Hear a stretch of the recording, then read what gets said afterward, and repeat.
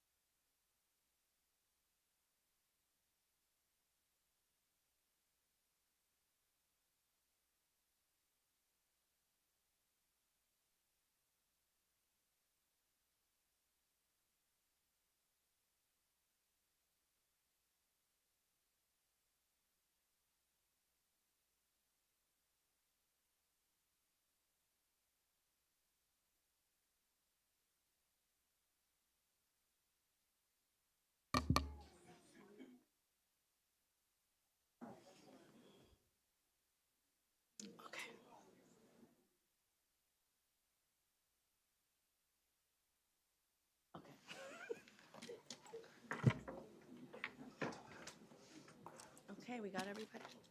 Great.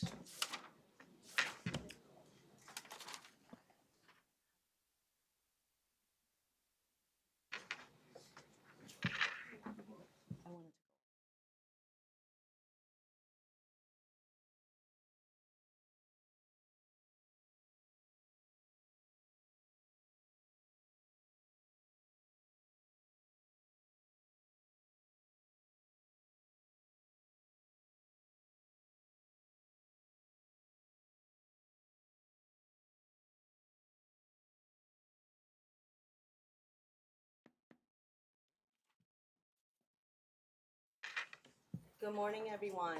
Can you all hear me? Yes. Yes, okay. Welcome to today's public hearing on a TLC rule proposal. I am Chair and Commissioner Midori Valdivia, and I am joined today by Commissioners Bierstein, Mitchell, Velasquez, and Sorrentino. I'm also joined by Deputy Commissioner for Licensing, Aisha Richard. And I am joined by Deputy General Counsel, Allison Hartwell. Thank you all for being here today as we hear your comments on this proposed rule package. I believe we have how many speakers? 13. 13 speakers confirmed to speak today. And we look forward to hearing your perspectives as we build a TLC that better serves the public. I know that for many of you, this means that you took time out of your day to be with us, to travel at times far into Manhattan. And so I thank you for that. For many, this means that you are not earning a trip and you're not earning a fare. And so I truly appreciate that you're here to help shape this TLC with us.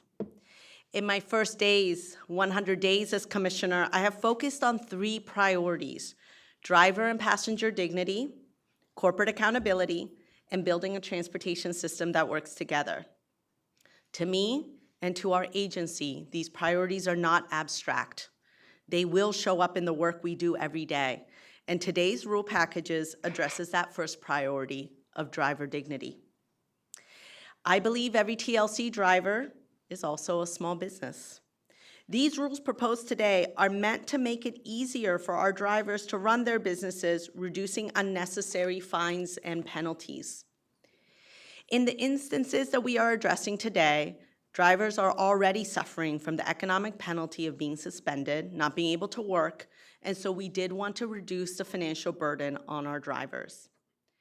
This package, importantly, also includes important medallion-related relief, adding flexibility to the program that many of you worked so hard for. Our Medallion Relief Program Supplemental Loan Deficiency Guarantee has provided so much relief for the over 2,000 medallion owners in our industry. I believe this is just the beginning of our efforts to provide relief for drivers. We will continue to identify ways to save drivers money without impacting our safety and regulatory mission. I want to be clear that TLC remains committed to supporting our yellow taxi drivers and medallion owners, including those who are still working across the finish line after years of financial pressure. And that's why this rule package includes flexibility within that medallion relief program. We know that the work around medallion relief is not done. We continue to work with partners, stakeholders to identify meaningful paths forward for remaining medallion owners who are eligible, who still need relief. At the end of the day, TLC drivers, all of them, all of you, are integral to the health of our overall transportation system, providing nearly 1 million trips a day. And there is nothing too small or too big to consider when it comes to improving working conditions. And every one of us benefit from those improvements. Now on to today's agenda. In accordance with Executive Order 11, a directive from the mayor to city agencies reporting to the Deputy Mayor for Economic Justice, Julie Su, to reduce the economic and regulatory burdens on drivers and small business owners, we are proposing the following changes to our rules.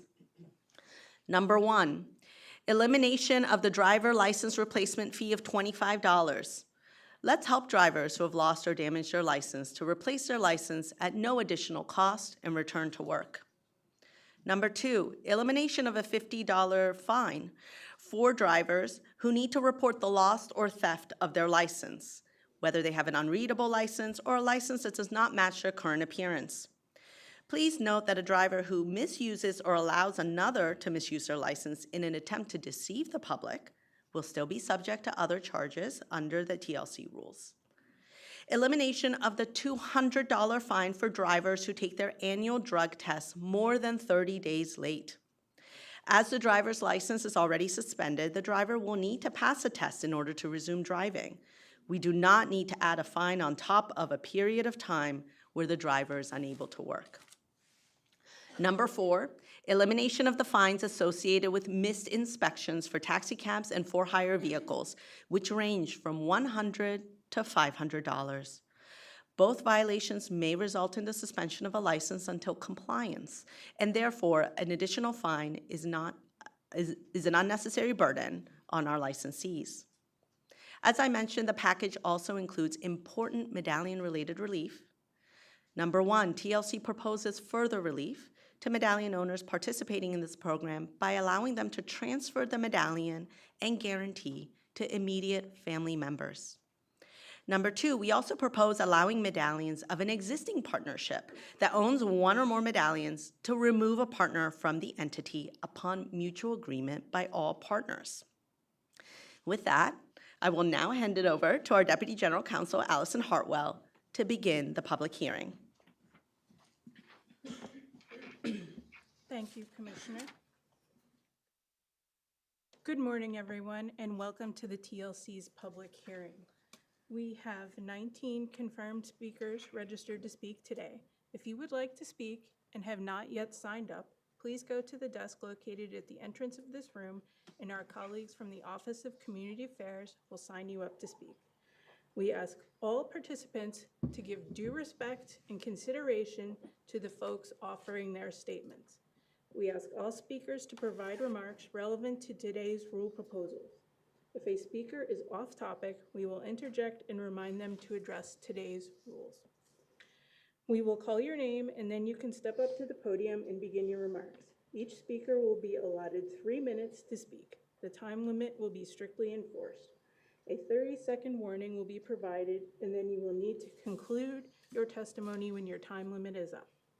There is a buzzer up here that will go off when you have reached your time limit. If a commissioner asks a speaker a question about the remarks, the speaker will be given 1 minute to respond. The rule proposal was published in the City Record and posted on our website on July 13th, 2026, and the public comment period ends today. The video of this hearing and copies of all written comments received through today will be provided to the commissioners prior to the vote on these rules. With that, we will begin our public hearing, and we will call our first speaker on the rule amendments.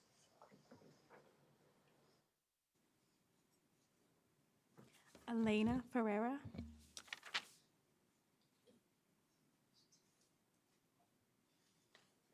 Good morning. Good morning, commissioners. I want to thank all of you for the job that you do, especially staff for the TLC. I'm a driver. I've been driving for 10 years. I know you're going to hear from other drivers here about the impact of the cost of driving in the city of New York. I especially ask the commission to please consider the inflation that we've been suffering in the city. The cost of gas, electricity, rent, food, I can go on, and I know my colleagues can go on. So please take all of this into account.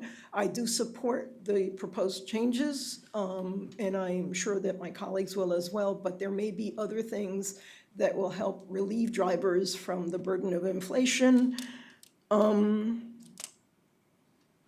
I'm sorry, I didn't have a prepared speech, so I apologize. I also ask the commission to look at the issue of inflation globally with other city agencies to see where rules, regulations, fines, and other burdens can be considered with other agencies to make life for New Yorkers a little bit more livable. And finally, I know this is not necessarily the subject of the hearing, but I wanted to just express the concern that I think we all have here regarding self-driving vehicles. It's a tremendous concern for all drivers. If we allow that category of vehicle to function here, that will impact earnings and the living for literally tens of thousands of drivers, their families, other businesses that in a way also thrive from what it is that we do. So please take that into account going forward. Thank you so much. Thank you.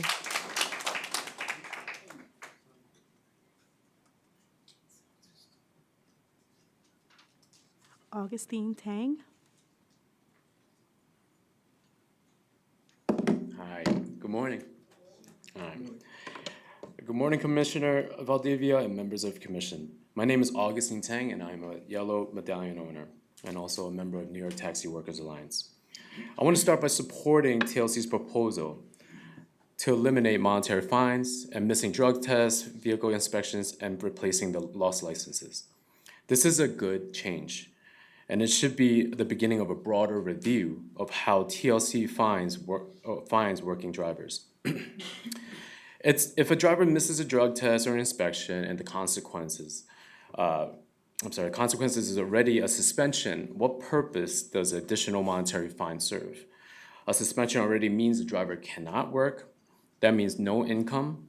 Adding a fine on top of a lost income does not make the public safer. It simply makes it harder for the driver and their families to recover. That means that same principle should apply throughout TLC's rules. If a violation already carries a suspension or revocation, eliminate the additional monetary fine. I also urge the TLC to reverse increased penalty and points adopted last year for repeated parking and lower level moving violations. Driver already face penalties for these violations through the existing traffic enforcement system. TLC should not add another escalating layer of fines, points, mandatory classes, and penalties that can ultimately threaten a driver's ability to earn a living.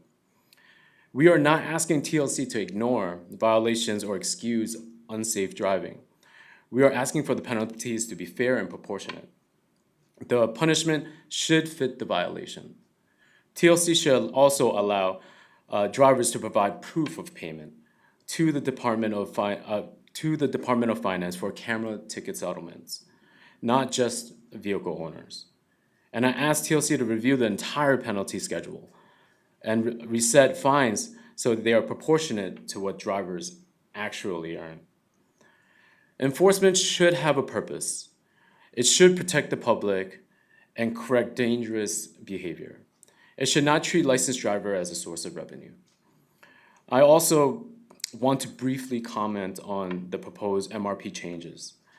I was fortunate enough 30 seconds remaining. I was fortunate enough to get into the MRP program.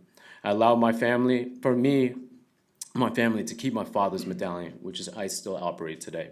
I support allowing MRP loan and city guarantee to transfer not just to the family, but to another individual who owns 6 or fewer medallions.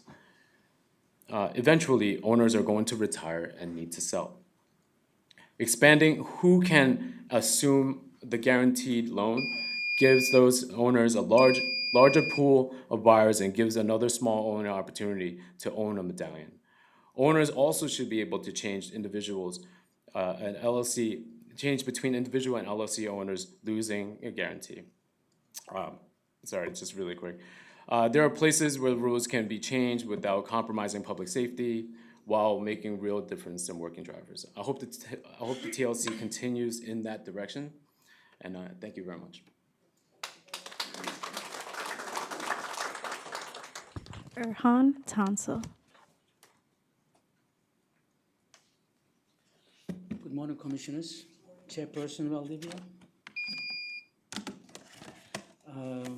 My printer broke, so I couldn't print it out. Just give me a second, please.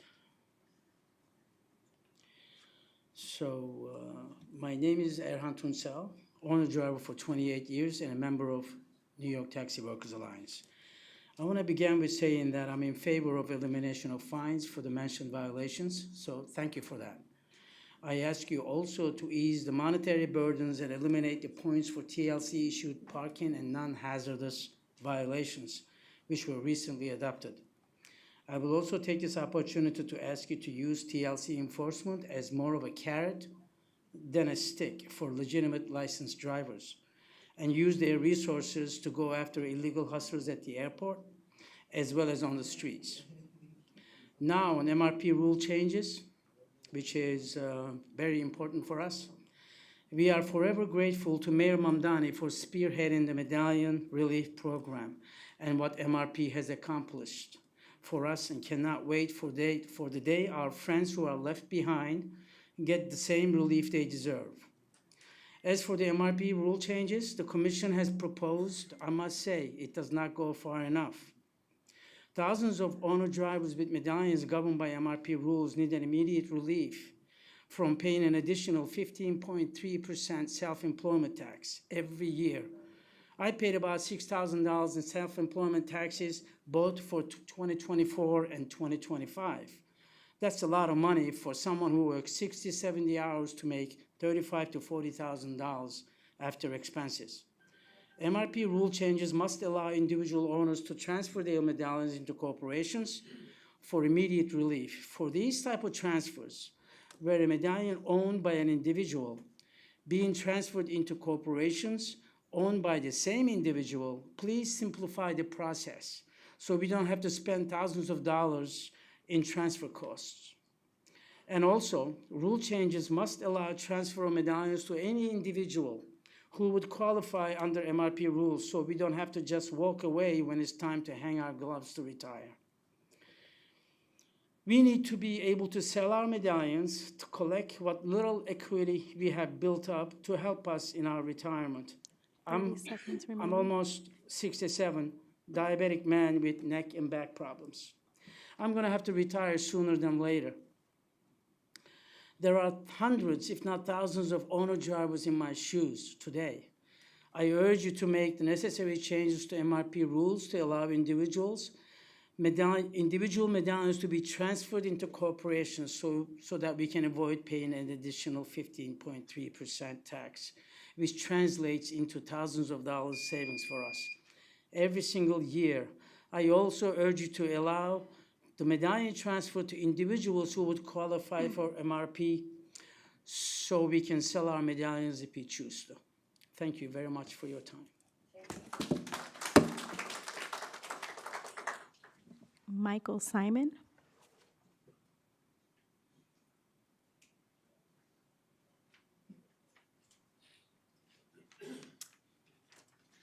Good morning, Commissioners. I feel like I'm a little out of place here because I'm a pure medallion owner representative, okay? So my point of view is pure medallion only. Fees support a more capable commission. With new tech, we need new regulatory oversight, especially when it comes to variable pricing. These fees are a small fraction of what is needed for a taxi driver and only a token gesture to a sinking ship. We need more. Mayor Mandani rode a taxi to inauguration. There has been no improvement in taxi drivers' lives. Here is an option. TLC could be used to initiate a driver-owned cooperative e-hail app. Driver-owned. The New York City Taxi app. TL fees could be used to study how a metered rate plus a $5 pickup charge for an e-hail could increase taxi drivers' income. Of the $5 pickup fee, $4 would go to the driver and $1 to the co-op for driver benefits. A taxi driver app cooperative could provide health insurance, vacation, sick leave, downtime, as well as substantially raise driver income. I respectfully petition the Commission to consider my proposal for a New York City driver-owned cooperative taxi app. TL fees could make this possible. A taxi driver-owned e-hail app with no shared profits to Big Corp. I sincerely petition for our own app, the New York City Taxi app owned by taxi drivers. I have submitted the proposal in writing for you to review. Commissioner Valdivia, here is a chance to initiate something that will have a real effect on taxi drivers' incomes. Thank you very much. Thank you.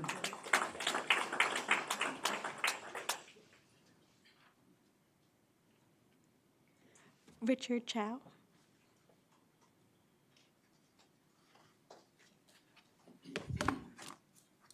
Hello, good morning. Good morning, Commissioner Midori Valdivia and all the members.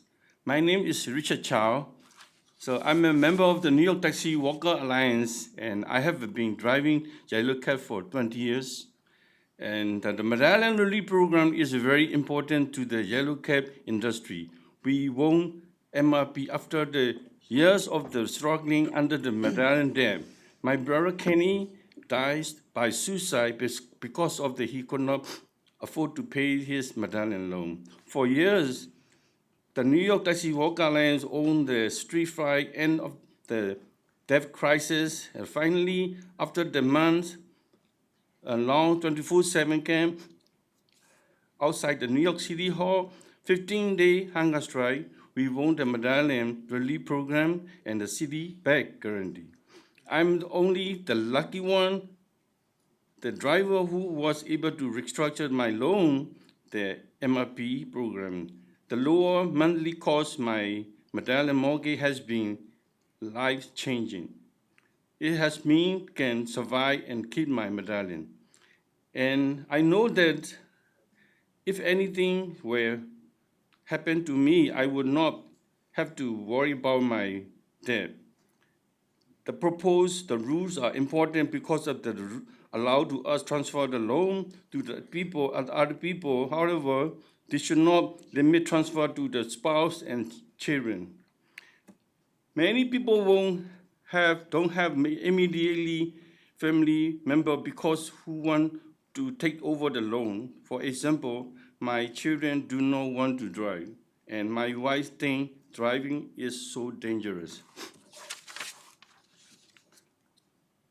And if I was allowed to transfer to anyone to less than 6 medallion, I could find someone to take over my loan when I was ready to retire. Not only would this wider rule benefit driver, but it would be benefit to the city too. If the loan cannot to be transferred, driver have to default, and if they want to retire to or forced to stop in driving, and the city has to pay through the 30 city seconds back remaining. guarantee. With the transfer, the loan balance continue to get smaller because the new owner will be keep paying the loan. The TSC also let transfer happen to driver are behind the loan so long that lender agree to pay the payment plan. Sometimes drivers are forced to stop the driving immediately because of the illness or life circumstance. Give me a few seconds. And cannot afford to pay the loan, they should be stay allowed to transfer their loan. TSC must also allow the people to transfer the loan if they are change ownership by forming an TSC or LLC or corporation, getting rid of the LLC or corporation and transfer to their loan name. There's no downside to this. The MRP program have been life-saving for yellow cab driver and their family. The TSC must do everything it can to expand the benefit available to make the yellow cab industry and stable, and the driver can continue to benefit from this important program. Thank you so much.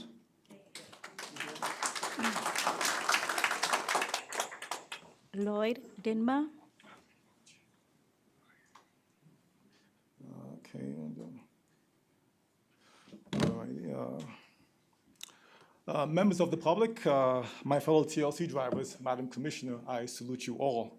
I remain indifferent to this proposal to remove the drug test fines. Why? I believe the TLC, the Tax and Leasing Commission, is currently in a violation of Mayor Madami's Executive Order Number 11. The stipulation is to review all fees pertaining to small business owners to alleviate burdens. Here's the elephant in the room. The TLC should not have an annual mandatory drug test policy in the first place. Plain and simple. Why? As far as this policy is both unnecessary and ineffective, it is burdensome and extortionary in nature to the drivers. I say unnecessary because not even the NYPD drivers who patrol and deal with the public, nor school bus drivers who shuttle our kids to school, nor the MTA employees who daily commute hundreds of thousands of people daily have this policy in place, not even corporate America. Yet all these groups remain functional. So I say ineffective because effective drug testing necessitates that the drug test is administered randomly. Yet this is a test that amusingly is scheduled at a certain time window every year. The time, date, and venue is selected at the driver's convenience. So it is quixotic to expect a driver who has ingested banned substances would select a test when he or she is under the influence. It's not practical. Or won't take steps to temporarily abstain from such substances when they take the test. Noteworthy, this test is not even a deterrent from such indulgence. After passing the test, the driver is free to completely re-engage in the behavior. So the current proposal to eliminate the drug test fines is precocious at best. The question begs to be asked, why have this test? Why are TLC drivers so different from the NYPD, the MTA, the school bus system personnel? They aren't. LabCorp, the corporation that administers this test, charges roughly about $35 to each and every one of the 200,000 drivers, active drivers in New York City. I have an MBA, doing the math. We're talking $7 million annually to LabCorp. Over the course of the 9 years that I have been a TLC driver, we're talking $60 million to this corporation. This is highly unacceptable. So drivers could have benefited for this $60 million through collective causes, bathrooms for us, union fees, all kinds of things. Why LabCorp? 30 seconds remaining. Moving forward, there are two credible options. The TLC should elucidate the effectiveness of this drug test to the public. Also release the percentages and records of all Einsteins who fail this test. No one fails this test, pretty much. Only then move forward or else the TLC should pay for this test and also pay for the driver's time off, because drivers who work daily shifts cannot work on that day. They have to come, take time off from their day off. It's just not fair. So it's not just impressive that this test be scrapped, right? There should be an investigation to find out how this test came to be deemed effective and necessary. Who were the officials that authorized this test? I personally smell kickbacks and corruption. Thank you very much.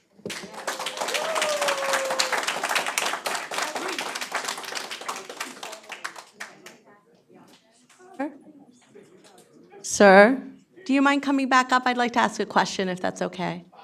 Thank you so much. So are you recommending random drug tests? Because I just wanted to understand Okay. kind of what you would want. Initially, when I spoke to your predecessor, he emailed me back. I have Okay. email records. He said that if we had random drug tests, like I proposed, that people would complain. I won't complain. I don't think anybody will complain. Because as this test stands right now, it is very similar in motif to President Trump's Muslim ban, which is to target a nefarious subgroup of people. You target the entire broader group of people. You subject them to draconian treatment. Most TLC drivers are very honest working, hardworking immigrants. Very few of them take drugs. I have never met any. So this test, I mean, that's how And I feel just about want to clarify, I can only do that because it's family. My husband is a train operator, and he takes a random drug test every year. it. Yeah, It is exactly. My true. friend too as Yeah, well. yeah. Yes. So I just wanted to clarify that. Thank you so much.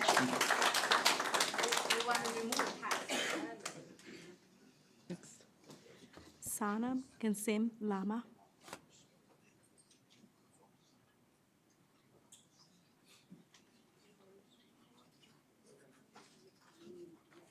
Hello, thank you. Good morning, Commissioner Midori, TLC leadership, and everyone here today. My name is Sonam Gising Lama, Organizing Deputy Director at Independent Driver Guilds. I'm here today with our IDG members to represent the hardworking drivers who keep New York City moving. First, I want to congratulate Commissioner Midori on your leadership at TLC, and thank you and your team for taking this important step to reduce unnecessary fines and penalties. We appreciate you listening to drivers. This is a good start. The proposed elimination of certain fines is very important. When a driver is already suspended from missing deadline, adding another 200 up to 500 fines creates an impossible financial burden. A suspension already means the drivers cannot work, and they already lost the money. I have much more. I just heard about fellow drivers stating about brother issues because of the loan here and there. I want to make this attention to all the leadership here that same thing is happening for our FSB, now all the Uber and Lyft drivers. What is that is an easy pass debt and penalties. Drivers are facing $40,000, $70,000, and I have one driver here with $17,000 fine from Easy Pass. I don't want TLC just be silenced with this. We are driver advocates. We have our members. You are all here. We have elected officials. Let's work together to do something for Easy Pass so that we don't have to have another brother who lost their life. We can prevent lives. This is really important. At the same time, I also wanted to address some of the things, the bus lane tickets the drivers are facing. I know it's out of topic, that's why I don't want to emphasize, but having said that, as a driver advocate at IDG, we hear these kind of concerns every single day directly from our drivers. We need TLC, DOT, and driver advocates to work together urgently. We also need to move forward with Intro 1000. Driver need relief now. We need bathroom, right? TLC and driver advocates can do more. We can do it faster when we work together in solidarity. Our drivers work long hours, support their families, pay their taxes, and keep this city moving. They deserve policies that recognize the reality of their lives. So today I'm asking for actions and partnership, not just discussion. Let's bring TLC, DOT, elected officials, and driver advocates together to find actual solutions protecting drivers. Thank you, Commissioner Midori. Congratulations again on your new leadership. And thank you to the entire TLC team. This is a good start. Now let's keep going and do it what is right for our drivers. Thank you.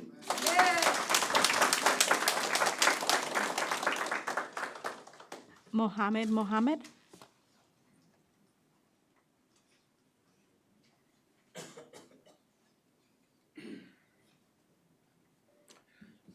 Good morning, everyone, and good morning, Commissioner Valdivia. My name is Mohammed. I have been driving since 1988. I am proud to be a member of NYTWA. I support removing the fine for drug test, inspection, and lost license. A suspension already takes away our income. There is no need for fine on top of it. Please also remove the extra points and higher fines for parking and non-hazardous tickets, accept DOF proof for all drivers, not just owners, and make fine match what drivers actually earn. These are good changes, but only if they are the beginning.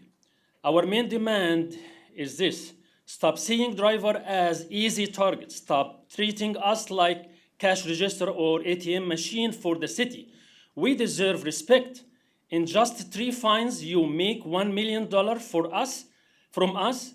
TLC revenue should not come from us. It should come from fining billionaires company like Uber and Lyft when they cheat drivers, and from enforcement against illegal, unlicensed, and out-of-state cars that flooding all 5 boroughs, destroying our industry.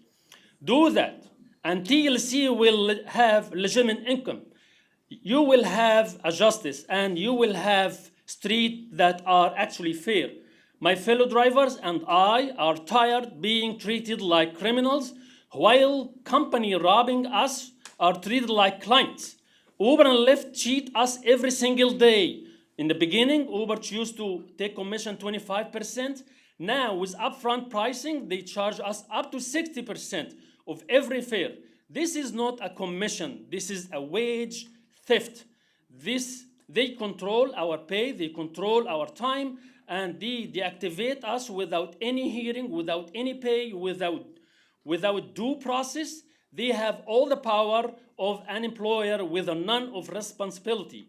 For many drivers, this feels like modern day enslavement. So instead of fining drivers $1 million of paperwork, I demand to impose huge fine on Uber and Lyft when they cheating the drivers.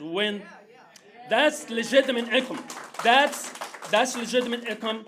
This is the justice. Enforce the illegal cars. Enforce on the abusive apps, not on the licensed driver who built the city. We are licensed. We are insured. We are inspected, and we are follow your rules. Thank you, Midori. Union power, driver power.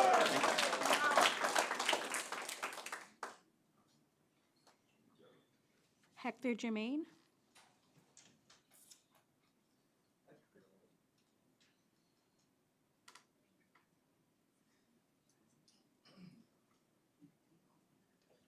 ¿Cómo están? How are you? Good morning, everybody. Buenos días, Señor. señora Valdivia. Quiero que me dé la oportunidad de expresarle los sentimientos de mi comunidad taxista en español. Primeramente, quiero hablarles sobre la aplicación automatizada, la ACE. Es la aplicación que se implementó desde agosto 2024 y que hasta julio del 2026 nosotros hicimos las tareas cuando sabíamos que se iba a presentar esta audiencia y estuvimos trabajando, buscando informaciones toda esta noche y nos encontramos que más de 5 millones de multas, casi 6 millones de multas se han aplicado desde que se implementó esa aplicación desde agosto, casi generando más de 466 millones de dólares. Nosotros, la comunidad taxista, hemos sido lo más sufrido porque ustedes nos han encomendado darle un servicio al ciudadano frente a los edificios, a la clínica, a los hospitales, y por naturaleza nosotros tenemos que ir allá a buscarlo y a dejarlo. Y nos encontramos que en agosto del 2024 la MTA inició con 16 rutas y 633 guaguas, autobuses. Hoy tienen 63 rutas y casi 2,000 autobuses con cámara automatizada. No solamente el dinero que ha generado esta aplicación, el peligro en que nosotros todos los días ponemos al ciudadano y a los turistas que entran aquí, que tenemos que darle servicio. La enfermedad de los compañeros se ha incrementado porque cada vez que viene una guagua, pues hay nervios. Enfermedad que hemos salido en frío a levantar el baúl. Eso hay que resolverlo. Y otra cosa muy importante, nosotros con 5 Mini de la MTA, nosotros no podemos darle servicio al ciudadano. La 30 MTA seconds da remaining. 5 minutos. Tenemos ciudadanos envejecientes, más del 38% de nuestra población necesita servicio médico todos los días y cita. Y a veces hay ciudadanos esos que necesitan 20 y 25 minutos. Nosotros solicitamos en nombre de la Unión de Taxistas de Nueva York y de toda la comunidad que nuestra placa de TLC sea exentuada de esa multa, que vaya al programa DOF, que exentúa. Bueno, quiero también referirme a los seguros. Más de entre un 20 a un 50% se ha incrementado en American Trans, Hereford y Maya, que son las principales compañías que nos aseguran. De un 20 a un 50% en los 5 últimos años. También quiero, por asunto de tiempo, las placas. Tenemos cientos de compañeros que terminaron de pagar sus vehículos en los leasing y hoy no tienen placa. Tienen placa privada y están en otra labor. Eso hay que buscarle. Más de 33,000 compañeros hoy necesitan placas y nosotros aspiramos que la TLC nos ayude. Otra, los precios. Los precios en las entidades certificadas por la TLC hay que hacer una revisión. Desde el 2007 aquí no se revisan los precios en las entidades de la TLC. Por último, quiero pedirle que sigamos empujando a que el programa de carros autónomos de Waymo no entren aquí a la ciudad de Nueva York. No somos de los que vamos detrás de la tecnología, no atacamos la tecnología, pero sí estamos pidiendo que más de 180,000 familias quedarían sin el pan de su cita. Muchísimas gracias y gracias por darme la oportunidad de expresarme en español. Gracias, señor. Muchísimas gracias. I'm not really sure if the record will be translated, but I just wanted to highlight the 3 issues. It was around automated camera enforcement, around bus lanes, specifically the growth of the number of bus lanes with the camera enforcement and the tickets that drivers are getting. Second was around insurance and cost concerns around insurance.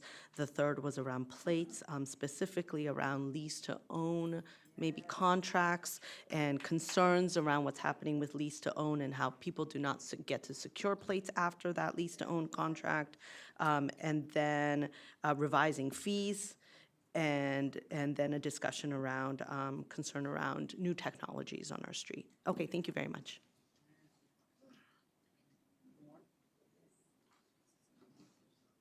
Angel Mickey. Good morning. Hi, how are you? My name is Angel McKee. I've been driving Yellow Cab, and I'm an owner.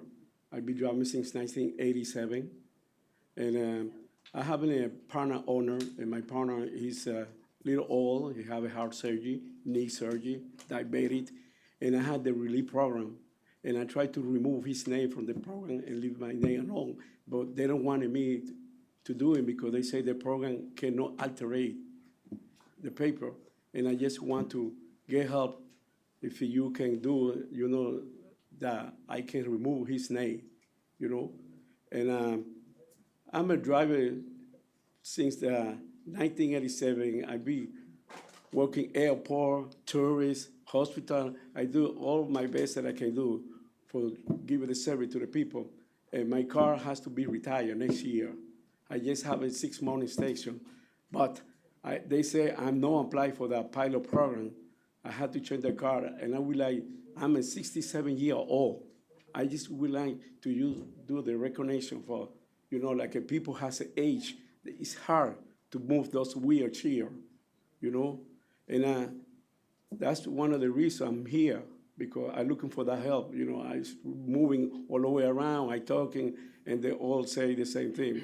I just want if you people here, can do that, help for those people need it, and see if you can do something with those fair that we pick up for a sex ride, the e-hail call, their price is incredible. If you're looking in, they rip off, like the driver. They get it like 85%, and they give it like 20% for us. What is the fare that you get for an accessorized Well, trip? the fares for accessorized trip, I get it from Brooklyn to Manhattan. Sometimes they want to only pay like $30 fare, is it like a $55 or $60, Okay. And I talk to the company a lot of time about that, They say, oh, that's what a computer, oh, this is what that, But this not working right the way they do it. Okay, I appreciate that. Thank you for letting me talk, and have a nice day. thank you.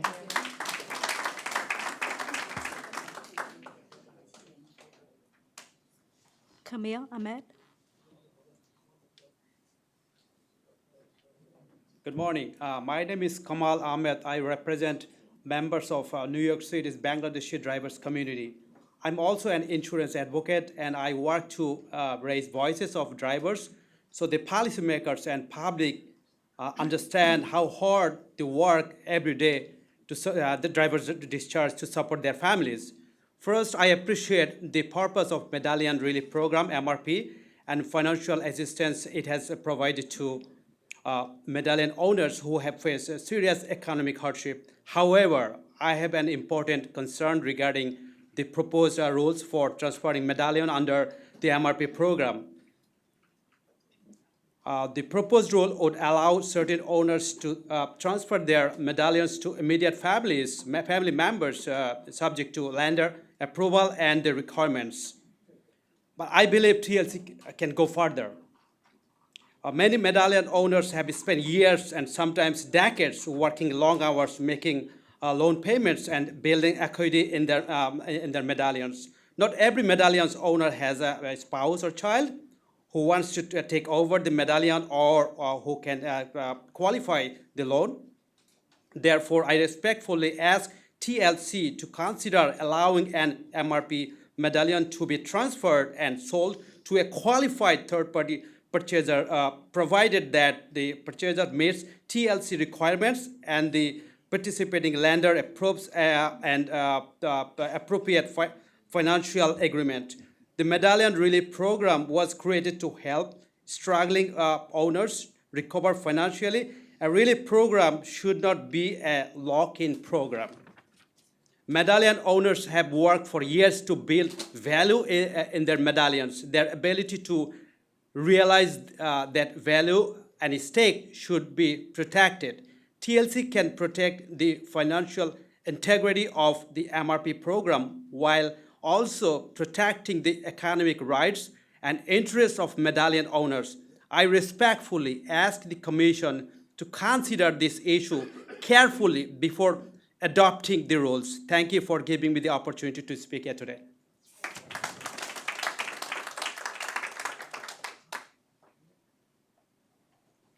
Michelle Dutton.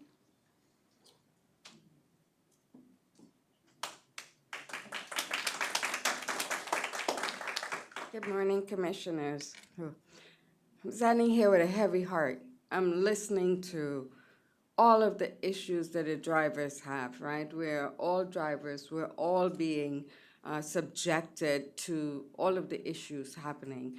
Everyone, every agency has a hand in their pockets and our pockets, right? But yeah, I agree with all of the fees to be removed, but I actually agree with him as far as random drug testing rather than yearly drug testing. It makes more sense. If you really want to see if a driver is doing what he's supposed to be doing correctly, then a random drug test has worked for MTA for years. It's worked for companies for years. And it's something that will give the public more of assurance that these drivers are driving, in the manner they're supposed to be, safely and not under the influence. So a random drug testing should be. Removing the extra fine, absolutely, right? There's no need to punish the drivers more with what they have already been subjected to. The other thing I want to address, and we have been dealing with this since 2018. We are talking about medallion owners being able to transfer their plates, be able to move. Our FH3 drivers, when they are leasing, they are subjected to held by the leasing companies because they cannot get a plate. They can't transfer the plate. They can't, but the leasing companies can keep the plate and transfer to somebody else, another driver. Right now, they have fees that they're charging the drivers just to keep the plate so that they can continue driving after they pay off the car. It's $400 a week, not a month, a week. And then we have drivers who've owned their plates, who've become elderly and have family members who are drivers. They can't transfer their plates to the family member, so then they have to do illegal things, and we want to avoid that. So how about we think about adjusting it so that people who own their plates, who have been buying, paying this off for so long, be able to also allow their family members to keep it. I'm not saying a friend, right? I'm saying family members. Someone who's been sharing the plates with them, somebody who has benefited, who's also helped that driver continue. Because when they get older, there's no savings. Where's the savings, right? So let's figure out how we can help them out so that when that family member is using the plate continually, they can also help them to survive going through times and trouble. And with the bus lane, it's really unfair. $250 every time, snap, snap, snap. Where are they going to drop off the riders? They can't get to the curb. The bus lane is the only option because you have a bike lane next to the curb. What are we doing? How are we doing safety? Where is the safety for the rider? Let's figure this out. Let's work together. Let's make it reasonable and responsible movements when it comes to these drivers.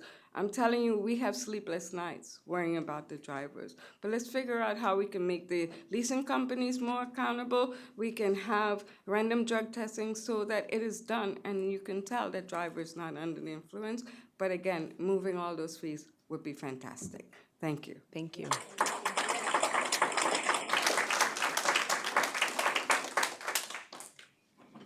Andrew Greenblatt.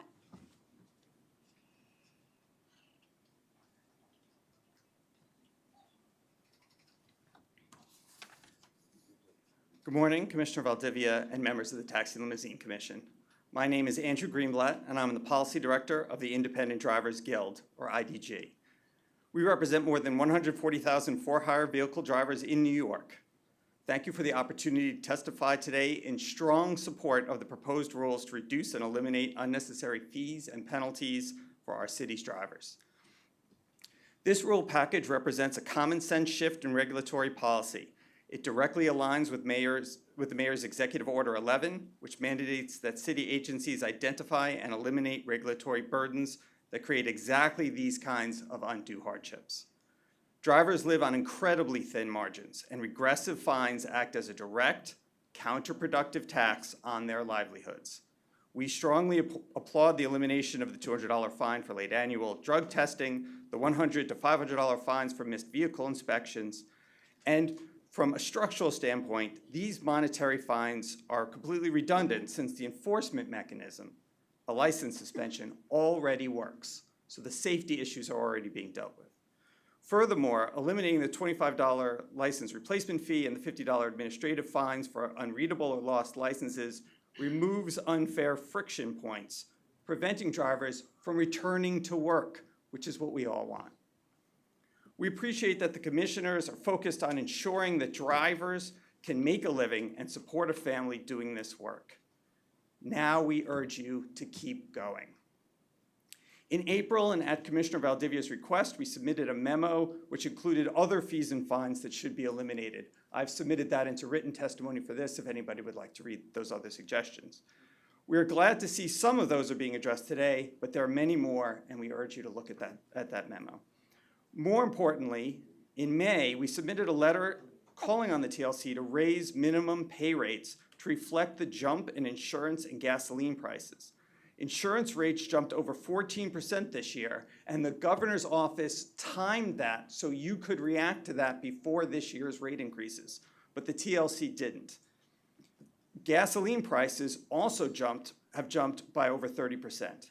By adjusting pay only at the rate of a broad index inflation, the average pay for drivers has now fallen below minimum wage.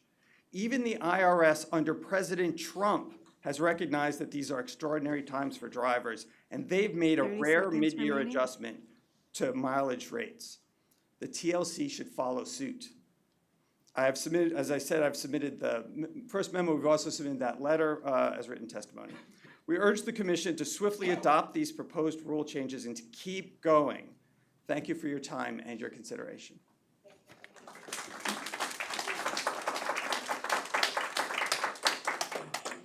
Peter Mazur.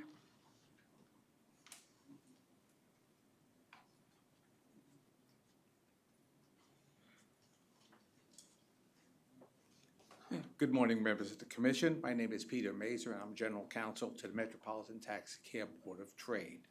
Since 1952, we have been advocates for medallion owners, operators, and drivers, and we regularly represent licensees of all types in administrative proceedings. The rules before the Commission today are a first attempt and a good attempt to comply with the Mayor's Executive Order number 11. The order requires a review of licensing fees and penalties and procedures to see how they affect small businesses. With respect to the rules before you today, we support them all, but we would like to add a couple of comments with regard to them. First, we support the elimination of the fee for replacing a lost or stolen license, but we urge that the Commission continue to keep in place appropriate safeguards to ensure that there is no fraud or misuse of lost or stolen licenses. We support the elimination of the fee for the missed vehicle retirement inspection, as long as the procedures remain in place to not impose any suspension until after a hearing. We have had instances where people have received violations for missed inspections, where we were able to take them to hearing and adjudicate them at the hearing, and the penalties were eliminated. We ask that that in those cases where summonses are issued in error, that no suspension be imposed until an adjudication takes place. With respect to the Medallion Relief Program, we support the changes that we have heard about, and we know that a number of our drivers now will have the opportunity to exercise proper estate planning and will be able to utilize the Medallion Relief Program. However, one of the things that the executive order addresses is providing relief to all small businesses. Now, drivers and individual owners of vehicles and medallion owners certainly are small businesses, but there are other small businesses that are regulated by the Taxi and Limousine Commission. Specifically, there are a lot of businesses such as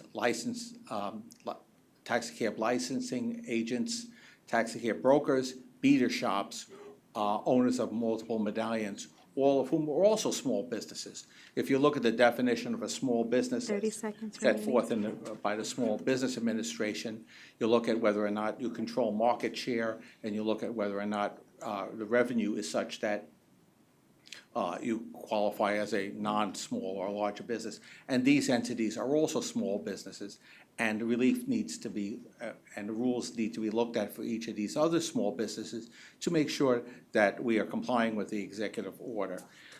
Finally, I'd like to address, yes, thanks. With 2 points. One is that the executive order requires that you create a not an undue hardship to honest small businesses, and we would like to see the TLC and the industry work collaboratively, not in an adversarial approach. And finally, with respect to the Medallion Relief Program, we'd like the TLC to consider expanding the Medallion Relief Program to owners of medallions of more than 6 medallions, because these are people who also have substantial loans and could benefit from loan relief. We also submitted written comments. We'd like you to consider those as well, and I'll be happy to answer any questions you may have.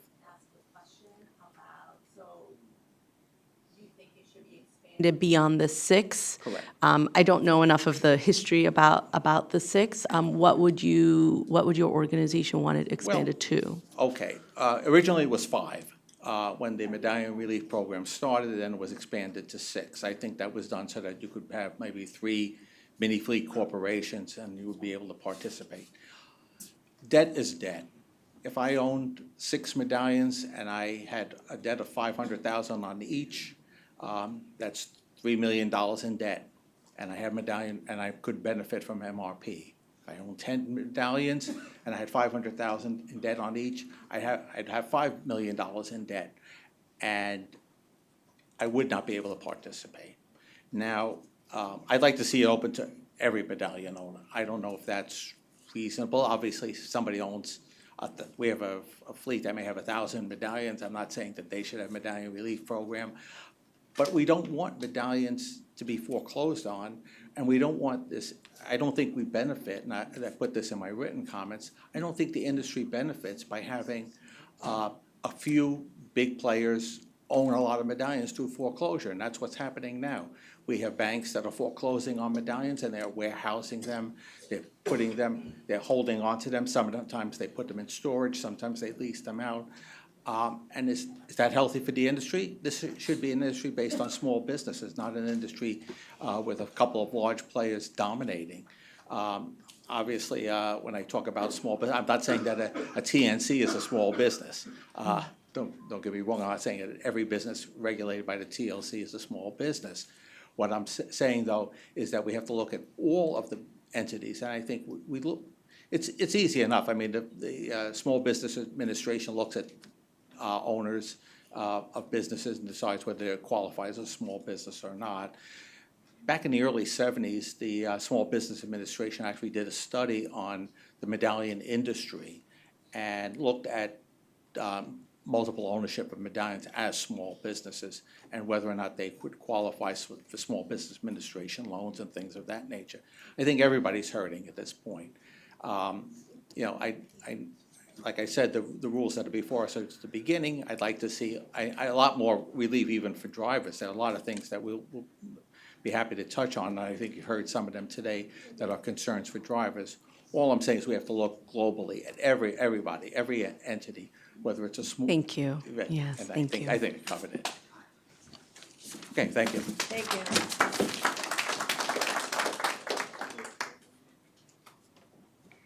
Zubin Zol Amani.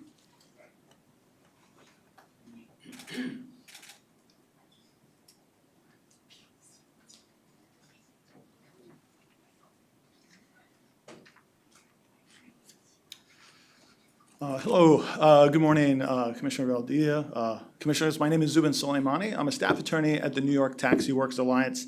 My colleagues have already testified about the MRP proposal, and it's included in our written comments. So I'm going to focus my comments on the penalty reductions. So the Taxi Works Alliance supports the proposed rules eliminating these fines where there are suspensions, and we appreciate the TLC is recognizing the principle that these penalties are duplicative. We think this is a good start, but just a start. Frankly, we're a little disappointed, I think, in how limited this proposal is. Executive Order 11 calls for a comprehensive review of the TLC's rulebooks or agency's rulebooks with regard to burdensome fines, and this is far from comprehensive. I think what what TLC needs to do as part of this comprehensive review, I think overall the broader picture, a couple big ticket items, is looking at whether fines are commensurate with the workforce earnings. Right now, the average hourly pay, according to the state of New York, for a private sector worker in New York City is $42 an hour, right? Take the high volume driver pay rules, it's take-home pay is set around $21.72 an hour. So you're looking at less than half of the average worker pay, but then take a parking ticket, which if I get a parking ticket, if you get a parking ticket, it's $65. For a driver, it's $200. More than 3 times the penalty for a worker who makes half of the average New York City worker's pay is ridiculous. That would be an easy thing for the TLC to go and adjust those amounts. That sort of adjustment should happen across the board. I think the principle recognized in these rules that it's unfair and burdensome to impose a suspension and a monetary fine needs to be applied across the rulebook. Absent illegal operations, cases of egregious misconduct, or penalties for pending compliance, there is no need.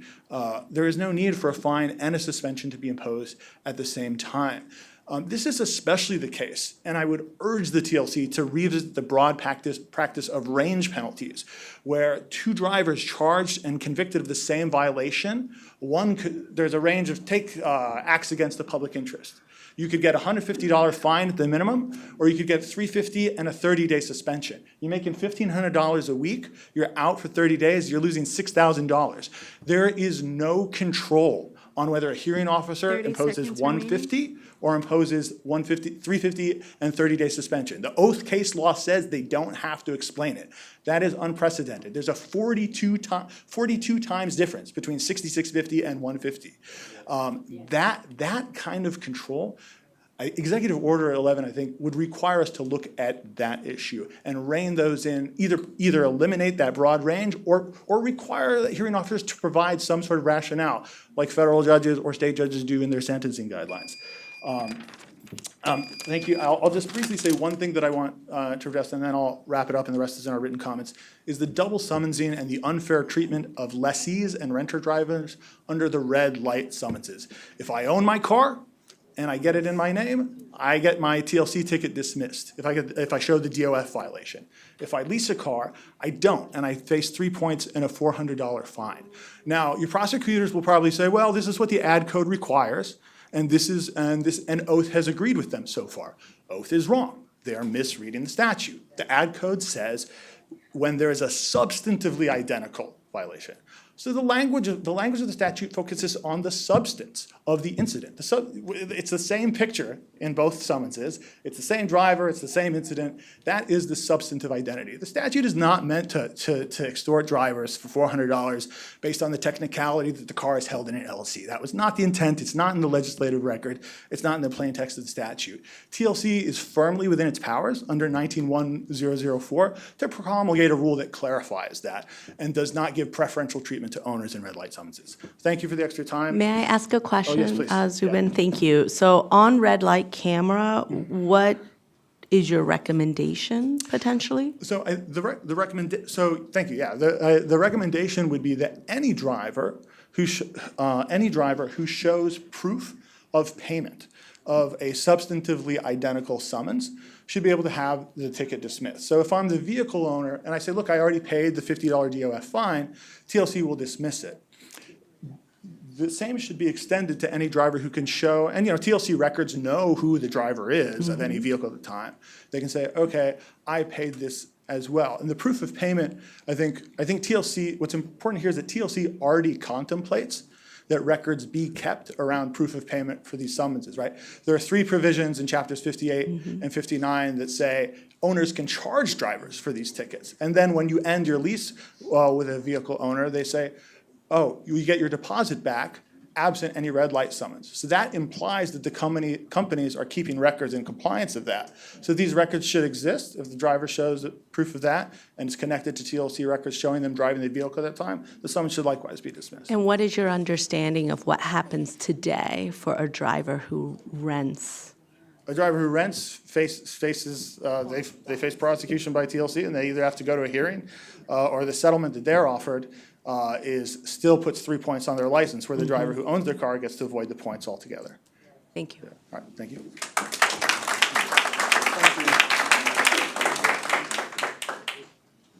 Dinara Zanpasova.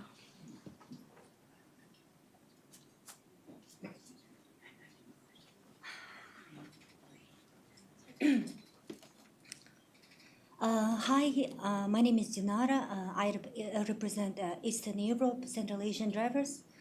I've been driving for 9 years now. So first, I want to say we support the proposed driver relief penalty reduction changes. Thank you so much. Eliminating unnecessary fines and fees is an important step, but reducing a penalty is only part of the solution. We also need to look why drivers are receiving these penalties in the first place. A very good example is missed TLC inspections. We support eliminating the monetary, but TLC also needs to improve the inspection system itself. Drivers often have difficulty getting appointments. There may be limited availability, limited choices, dates or times. If a driver is required to complete an inspection by deadline, TLC needs to make sure the driver actually has a reasonable opportunity to get an appointment before that deadline. Please improve the scheduling system. Provide more appointment availability and flexibility. Make rescheduling easier and protect drivers when the reasonable appointment was available. Don't just remove the fine. Fix the system that creates the problem. We also asked TLC to consider several additional issues. For missing TLC diamond decals, especially first offense, right now is $500 fine. You guys have to driver should receive first warning and then give an opportunity to correct the problem before receiving a fine. For license plate frames, if the plate number is completely visible and only small TLC lettering is partially covered, drivers believe that receiving a large fine and points is inappropriate. We're also concerned about being punished twice for the same incident. If a driver already received a red light or speed camera penalty from DMV, we ask TLC to reconsider adding another TLC penalty and points to the same incident. And finally, we need more fairness in the compliance system. Drivers have reported receiving a violation or settlement offers from complaints, such as blocking a bike lane without being provided photographs or video. We have also heard about multiple complaints producing multiple penalties for what appears to be exact same incident. Drivers should have the right to see the evidence against them, and one incident should not become multiple punishments simply because multiple people submitted complaints at the same time. We're not asking TLC to remove accountability. We're asking for a system that is fair, proportional, transparent, and actually gives drivers a reasonable opportunity to follow the rules. Remaining. Thank you for listening us and for giving drivers the opportunity to be heard. Thank you so much.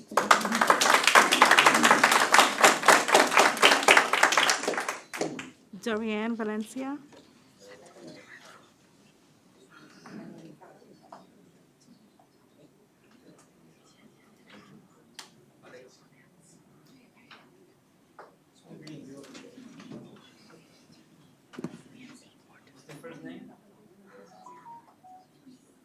What's the name? We didn't hear the name back here. Dorian Valencia.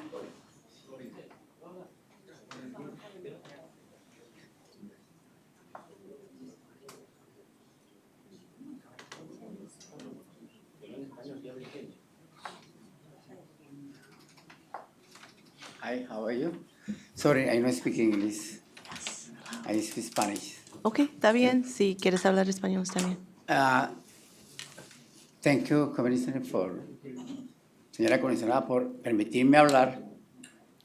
En mi caso, debe de haber en adelante la forma de cómo proteger realmente al driver de las suspensiones que realiza Uber. Uber me ha suspendido a mí por definitivo después de 11 años. Y ha sido para mí muy difícil. Soy una persona de 72 años para conseguir trabajo. Me ha tocado que trabajar hasta demolición, ¿no? A mi edad. Además que mi esposa tiene cáncer y estoy luchando por que ella sobreviva.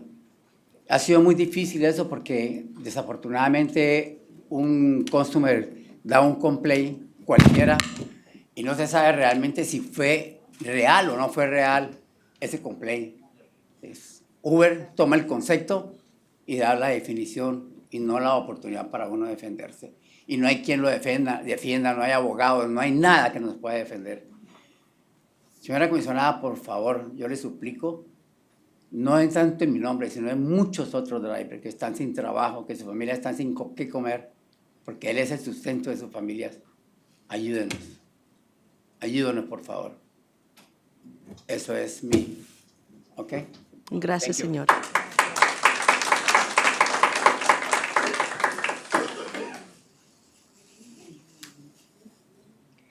Arjun La.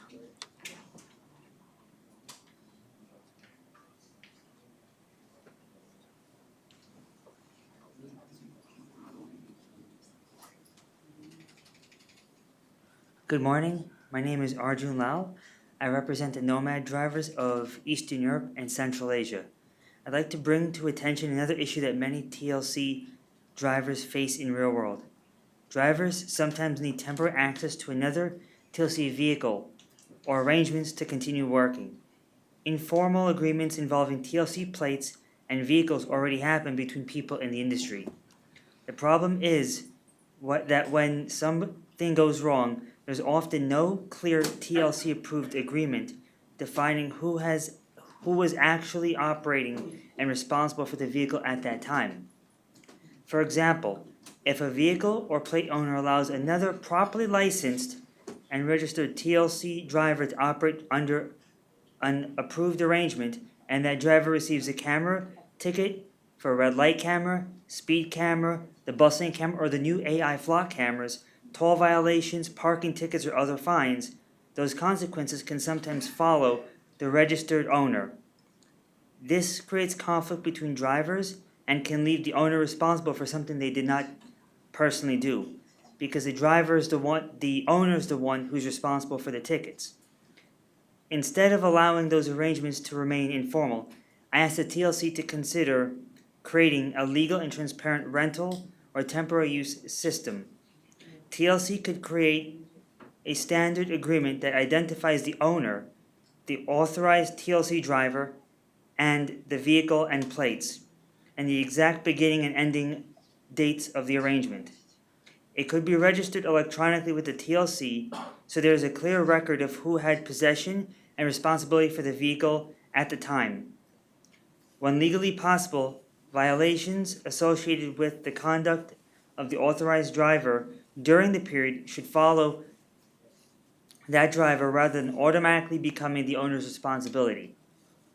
The TLC could also establish requirements for insurance, driver licensing, vehicle eligibility, and dispute resolution so that both sides are fairly protected. The reality is that informal agreements already exist. Creating a regulated system would bring them into the open, establish accountability, and give TLC a much better information about who's actually operating the vehicle.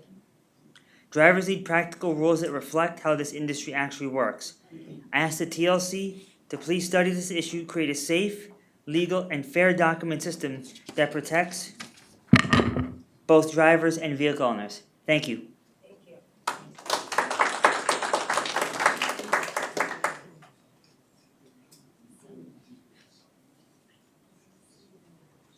Zaif Aza.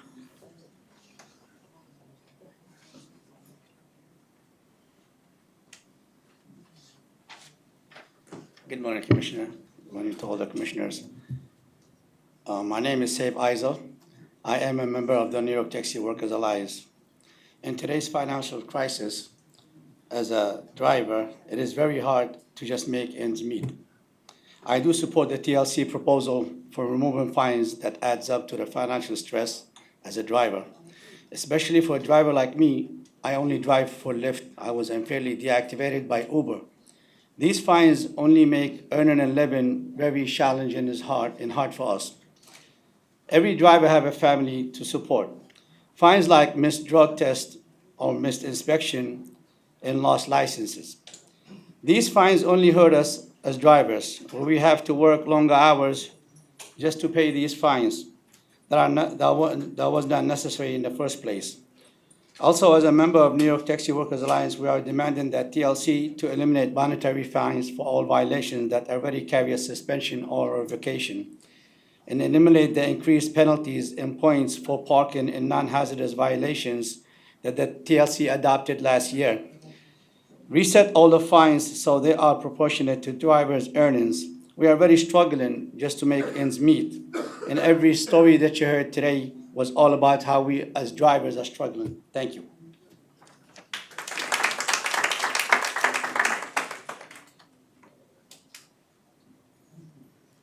Vindor Malhotra. Hi, good morning, Mr. Commissioner, everyone. Good afternoon. My name is Vinod Kumar Malhotra. So I am member of New York Taxi since my 30 years. I am driving 33 years. I love union helping drivers so much. Nobody anyone can help like night taxi lines. So thank you for so much. I own my medallion. Is individual. It's on my name. So it may big problem with on my name. I cannot transfer my medallion. I have to pay extra tax on that medallion, 16%, which is called self-employment tax. So thank you for your interest in that, so changing these new rules. So please allow us to, we can transfer our medallion to the S corporation or LLC. So we can have little take off this burden, tax burden, and make easy loan transfers with the city back guarantee. So there are more people they can buy, they have chance to buy these medallions. I already know my few friends, they already buy the medallion in oral, right? Suppose I own the medallion, I cannot drive. My other friends, they own the medallion, but in only oral, right? No in the, like system by the legal way. So this way can help a lot of the drivers. And some drivers, they are waiting for this rule, change rule. So thank you, that's a great help for us. So other things, so the reducing the fine is very good step towards us. It can help us, but it's not a big help. It's happened like while in the 6 months or while time, right? So you need to provide like other steps how can boost our incomes, you know, like everyday incomes. So our income is going very low. So like there's companies, app companies, they're cheating on all drivers, no matter Uber driver, Lyft driver, Jalo drivers, they're cheating on our fares. They send us different offer, they pay us different offer, different money, right? So another thing, so there's put a few days ago like cap on the FHV cabs, right? FC vehicles. I don't believe that cap is fully implemented. Still, TRC giving the license plates to the wheelchair vehicles. That's the worth, Every driver is crying this. They're not making money, right? So most times you see our taxi apps, they say, how's business is dead. It is dead. Airport is dead. Where we make money, right? You need to find some source of where we can make money. So another thing is the lease for a single driver to drive 24 hours. There's a very high lease. They're paying like $1,100. It's very hard to pay off that lease, Should bring down that lease. So thank you so much. Thank you for the testimony. Thank you. God bless you.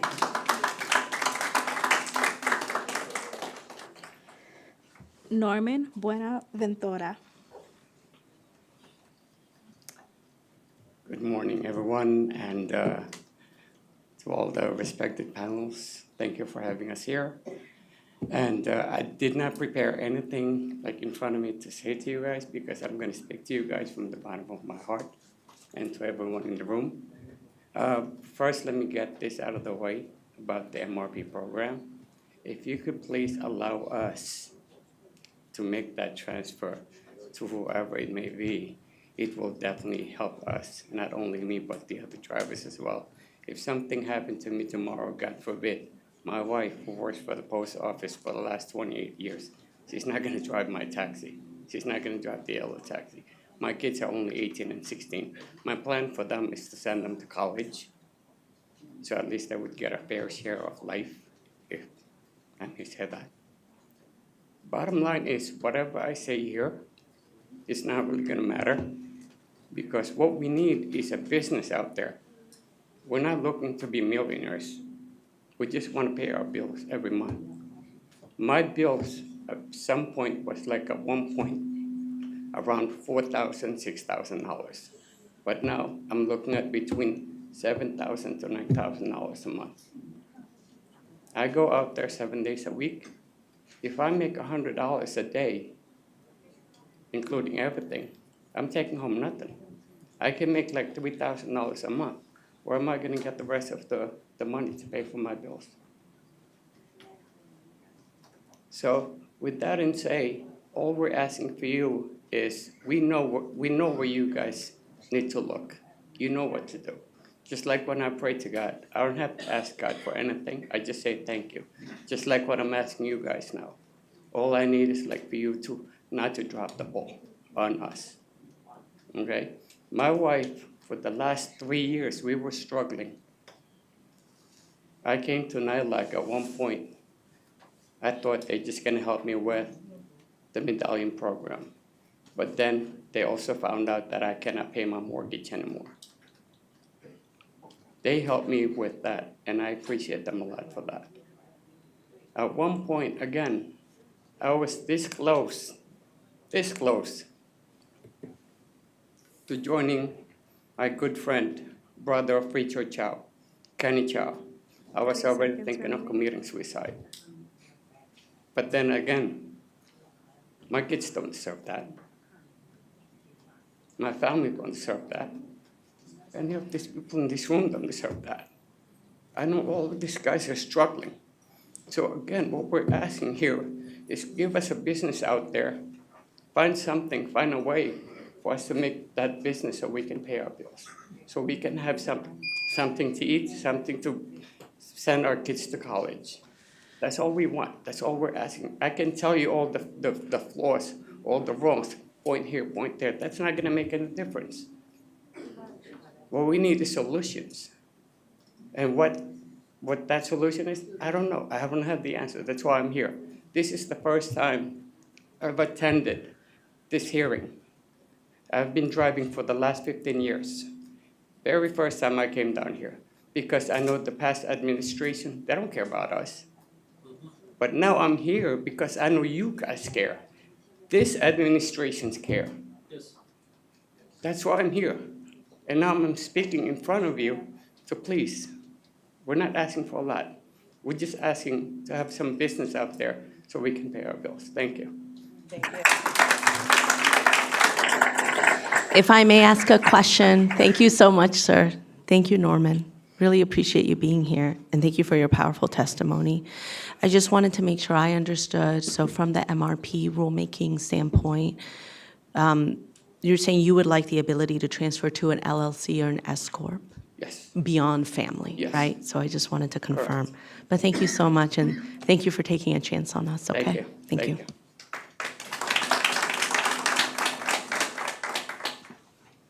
Larbi Atabu.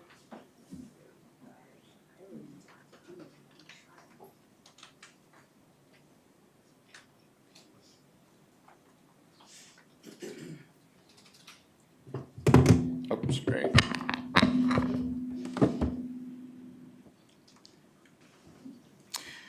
Good morning, Commissioner. I know I'm a son guy. I don't know. Well, good morning. Thank you.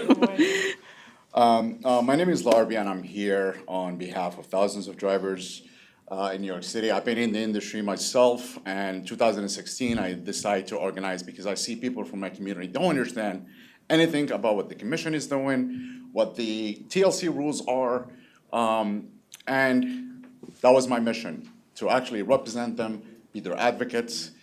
And since then, it's been my job 24 hours, like Michelle earlier. We don't sleep. Because why? Because there's mountains of issues that drivers are facing every single day. And I know a lot of my colleagues here at the organization express a lot of issues today. And I just want to express one. You guys are the legislative body that create these rules, these conditions. Do you guys pay attention to the life of these drivers? Have you ever knocked on somebody's door and asked if they need help, assistance? What is the asset in this industry? The asset are not the company or the passengers. The asset are the drivers that they are here in this room. I was one of them. I'm still one of them. We are the asset. You need to take care of us. I have a couple of my fellow drivers here, thank you, that lost their license because Easy Pass. Registration expired, they were not in the country, they completely lost their livelihood because TLC could not help. Because if DMV suspend your license due to other issues that you may have, TLC doesn't give you any pathway to get it back. And it's done. We understand the cap happened for a reason, but again, these people been in the industry for 10, 20, 30 years. I myself started with Yellow Cab in 2007, switched to Black Car in 2009, opened my own company in 2012, and I had drivers from my community that lost their livelihood. They moved to other states. When the app company started with the promise of making whatever, that's not the reality that we expected. Different. 30 seconds remaining. Thank you. Speaking about the fine, and I thank you, Commissioner, for bringing us and hearing us and understanding our lives. I recently met you at the brother who, Tibetan, I don't have to get to that. And Brother Norman just expressed that he was about to take his life. Why? Is it worth it? Why do I need to take my life? For what? No, come and fight. Don't take your life. And please, everyone here, let's work together with these beautiful commissioners right here, right? And our new commissioner, we thank you for opening the space for us to speak today. And I hope that this fine, will be fair to everyone. I'm not saying eliminates all the fines. Yes, some drivers deserve a fine, and I recognize it.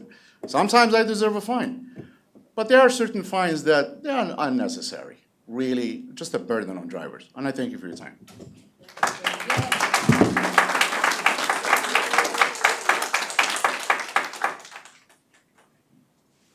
Our final speaker is Rafaeline Fanani Diaz.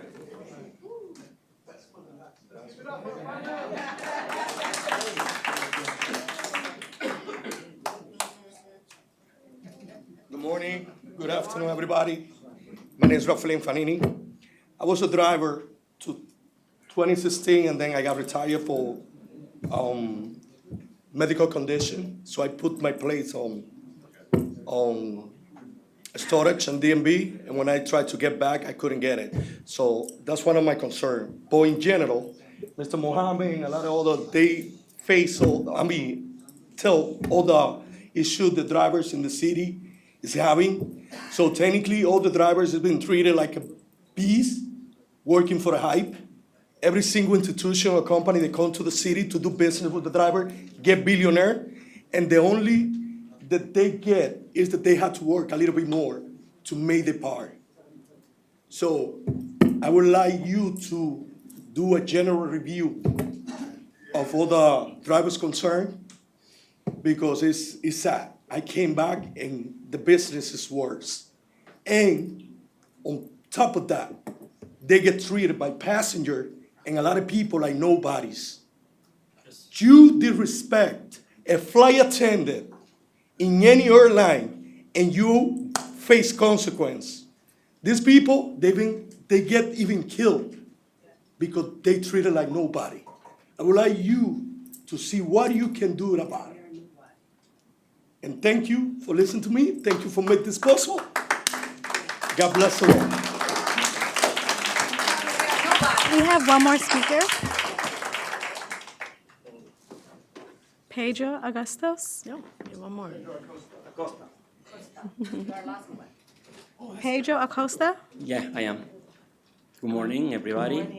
Good morning, Commissioner. Thank you for giving us this beautiful opportunity to talk and say some of the problems that we all have here, because it's a lot. We're gonna take a few months to hear everything that is going on with us. First, I wanna thank you so much because you're taking the approach to dismiss some of the summons that we are facing for several years, and that is very important. But you have to continue listening to some more. There is one summons that is affecting a lot of drivers. It costs $1,000. When a driver got on vacation, especially my brother from Africa, Middle East, they go for 2 months in vacation. When they come back and the vehicle is not operating for 60 days, they find a summons, and it is $1,000. That's not fair at all. £1,000. I have had a few cases like this. Also, like some of my coworkers talked before, if you want to really give us dignity as the drivers, you have to pay attention very much to the medical trips. There are more than 28,000 medical trips here in New York City every day. Most of them are people with disabilities. A lot of them, people on wheelchair. We have around 99,000 people who uses wheelchair in New York here.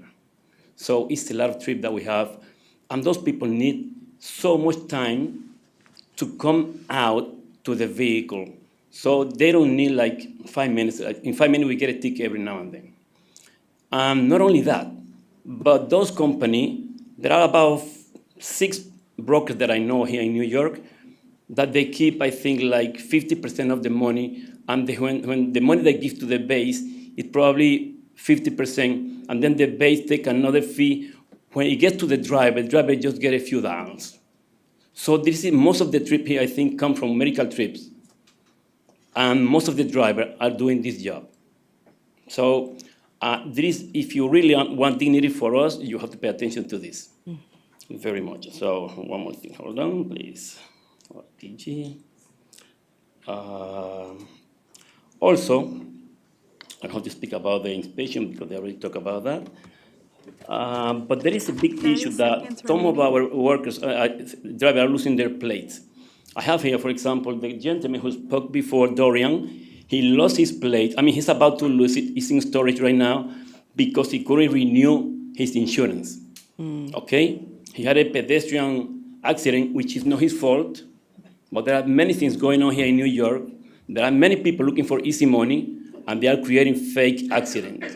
And he's fake accidents. Accident, okay, thank you. And he's one of these victims. Okay. He lost his plate. It's in storage, but he's about to lose it. My coworker here also, Marisol Tejera, she lost her plate about 3 years ago because of Easy Pass problem. Easy Pass is a big issue. Okay, and that happened because we are not able to transfer plate. We are not able to sell our plate to transfer it to somebody else. She has some, for example, if I rent my vehicle to yourself and you take Easy Pass violation, it comes to me, then if I don't pay that money, I lose my plate, and that's what is happening to her. That's not fair. We have to pay attention to this if you really want dignity for drivers. Okay, one more thing is, there are also some issues going on with the processing in TLC when you have to do a new plate. A new FHV Processing license a plate. plate. Yeah, for example, a way vehicle that you get a new plate, there are some issues going on there. I cannot explain it here because it takes time, but I'd like to ask you to have more conversation with us so we can give you details about all these things going on. Second. Waymo is another big problem that is coming up. Okay, I have been, the TLC, very shy in terms of Waymo. I haven't seen a position from you guys. I know that you just came a few days ago, which I don't blame you, but before I haven't seen talking about this. And we also have to address this problem. Unlicensed vehicle on the street. Unlicensed. That's a yeah. big problem that is keeping us from getting work. We who are paying so many fees here are being kicked out by those drivers all over Brooklyn, Queens, Bronx, unlicensed vehicles. So we also need to approach this problem. Okay? Also, I'd like to ask you that when somebody gets a ticket, you send it by email. You send it only right now by mail, and if we moved or for some reason we don't get it, we get suspended because we don't know that we have a ticket. You force us to have a valid email, however you don't use it, to send us the notification about the violation. Only physical letter. If we lose it, we don't know what is going on. A lot of drivers, they don't even know how to go to the website, and they don't know what is going on. So please, and there are a lot of things that we have to talk, but I know that my time is over, and I really want to appreciate everybody for listening to my testimony. Thank you so much. Thank you so much, sir. Thank you. I have just one comment or question. So if anybody has specific concerns today, we do have an intake table,